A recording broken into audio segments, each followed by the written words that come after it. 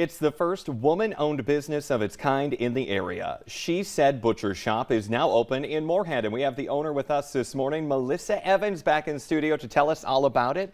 So first off, congratulations on getting it up and running. Thank you so much. It was quite a whirlwind to get there, but we finally got the doors open. And that is amazing. So how long have you been open now? Just a little over a week. I started with just a soft little Christmas special for prime rib, and then New Year's I did a surf and turf special.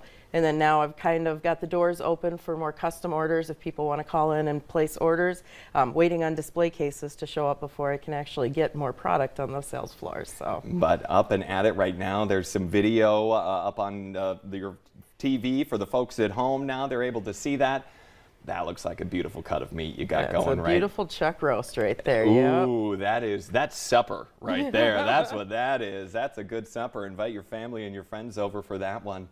And so for you, we were talking a little bit in the break about this, you said this is kind of, sadly, a bit of a dying breed of the local butcher. Yes. Everything is going to these mega processing plants. And so what's it like for you to continue on in this traditional career? Well, I do want to keep it in a smaller scale and really keep it with that personal touch, having that neighborhood butcher rather than, a commercial, but somebody that you don't talk to when you go to the butcher shop. You just buy your meat, in and out, you're gone.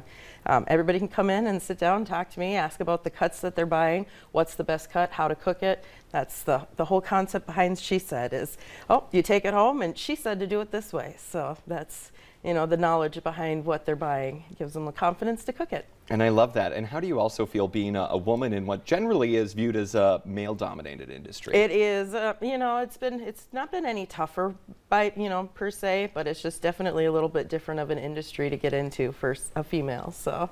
And so for your products that you have, which look delicious, that roast, where is this coming from? Where are the animals coming from? All of my meat will be coming from Quality Meat and Seafood, which is a locally owned company here out of West Fargo, and they source just from the local area, from farmers and ranchers in our area.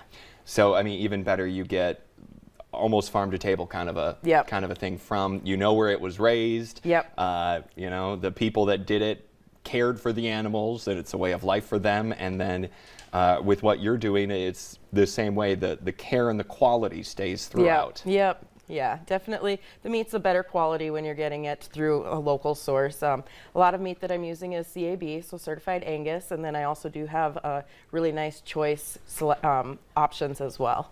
And so right now you said you're working on the display case to get stuff in, but if someone's looking to come on into your business and get some good meat, what are some of the things they could find there? I do have a lot of different beef and pork cuts right now. I've got some seafood left over from New Year's, so some snow crab there. Otherwise, it's kind of custom order. If you call and say, can I get 2 ribeyes or 2 top sirloins, I'll be able to get those done up and packaged for you to pick up. Otherwise, I do have some stuff on hand that's cut ready to go, some pork chops and steaks and that sort of thing. So, but they're vacuum sealed and frozen, so it's something that you can put just directly into your freezer, stock the freezer up, or have a couple things that you thaw out for supper. Yeah, that's always good. You got to have something on hand in case you get the random guests who come on over and you need to feed them something then. And so you're located in Moorhead. Whereabouts in Moorhead? North Moorhead, just off 1st Avenue, north of the Coke plant and Burger King.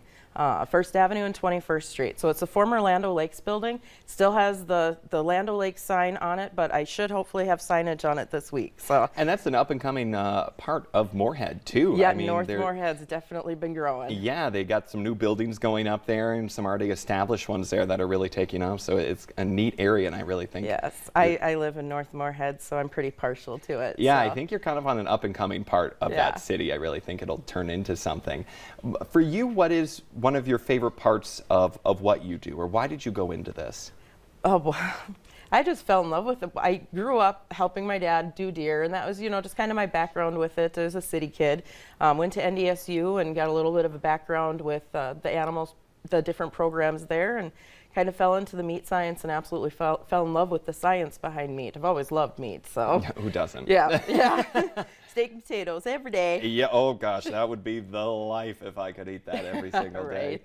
Resolutions. Yeah, right. Why not? You know what? I think a resolution for a lot of people should be support local. Yes, Everything that can definitely. come where they're feeding their families for, Yep. for dinner time. And I'm, sourcing through local branches. I have CJ's All-Terrain Seasoning that I've also picked up. They're also a local company here, made just in Fargo. So everything that I'm carrying is going to be a locally made product. So I'm still looking for different seasonings and spices.